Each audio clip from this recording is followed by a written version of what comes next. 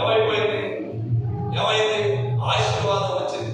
ఇక్కడ ఇందాక తెలివే కదా 105 చెప్తారు. ఆ దేశం మీదకి దేవుడే పంపించాడు.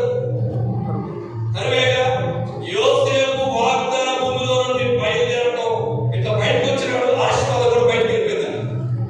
నెమ్మదిగా కరువు దిగింది. అక్కడ నెమ్మదిగా కరువు. ఎన్ని సంవత్సరాలు? 7 భయంకరమైన కరువు. అబ్రహాము దినాల్లో కరువు వచ్చింది.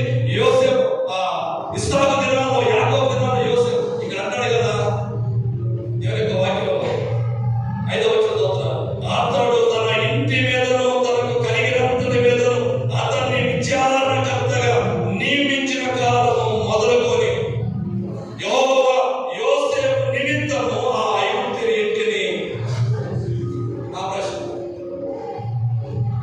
నిన్ను నిమిత్తం నువ్వు ఎంత ఇంట్లో దేవుడు ఆశీర్వదిస్తున్నాడా? మా చేతనే మా సంవత్సరం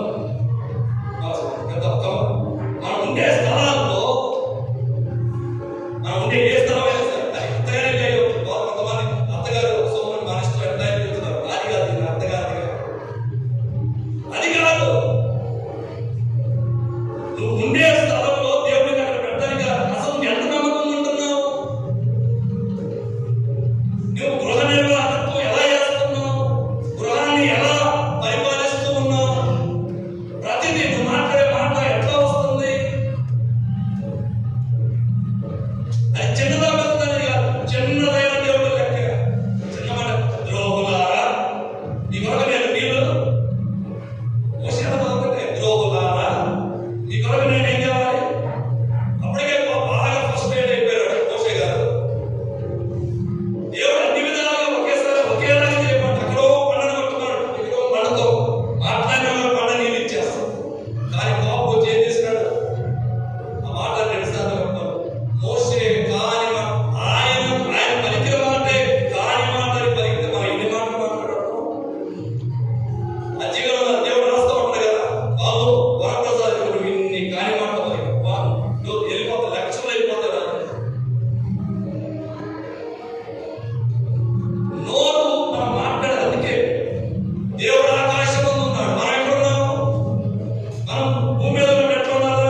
మన మాట బొత్తిగా అర్థం లేదు, అమ్మం లేదు, ఏమి ఇష్టం నీకు ఎట్లా పడితే నేను ఇంకొక మాట చెప్పేసి ముగించేస్తాను. చూడండి దేవుని యొక్క వాక్యంలో యెహోవా యోసేపు నిమిత్తము ఆ ఐగుప్తుని ఇంటిని ఆశీర్వదించెను.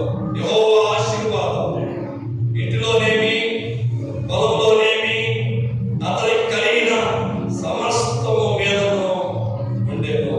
ఇంకొక మాట, ఇది చాలు. దేవుని యొక్క వాక్యంలో ఈ మాట ఇలాగ ఉంది. 50వ అధ్యాయం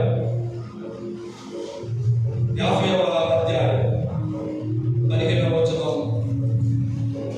వారికన్నా 50:15 వచనం.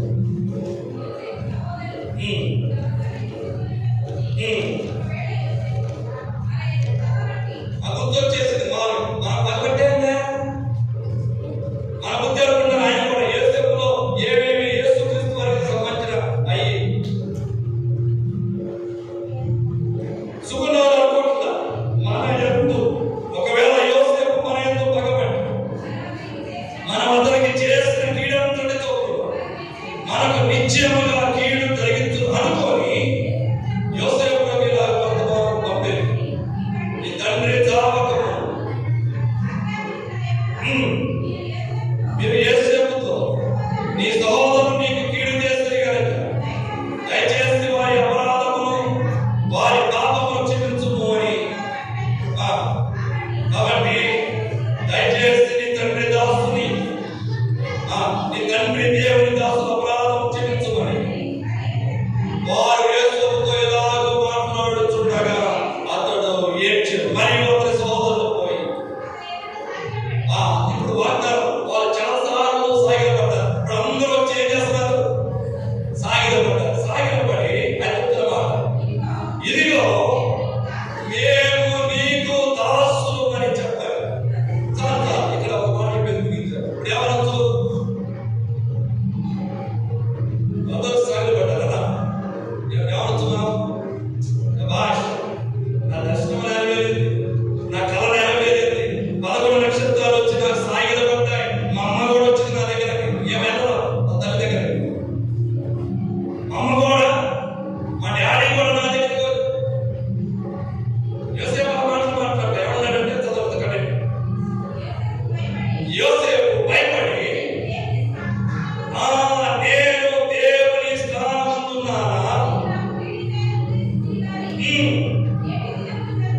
మీరు నాకు కీడు చేయ ఉద్దేశించితిరిగా నేటి దినమున జరుగుతున్నట్టు అనగా బహు ప్రజలను బ్రతికించినట్లుగా అది మేలుకే దేవుడు ఉద్దేశించాడు.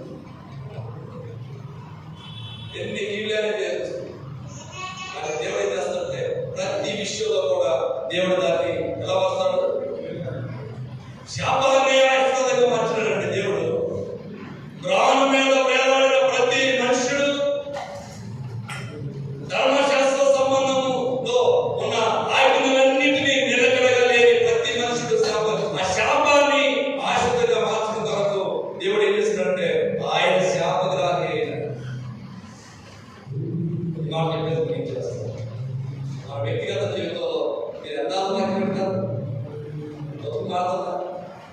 మా భర్తకి పొద్దునే లేచి దండం చెప్పడం, అత్తగారు అమ్మగారు అత్తగారు మా దగ్గర కేర్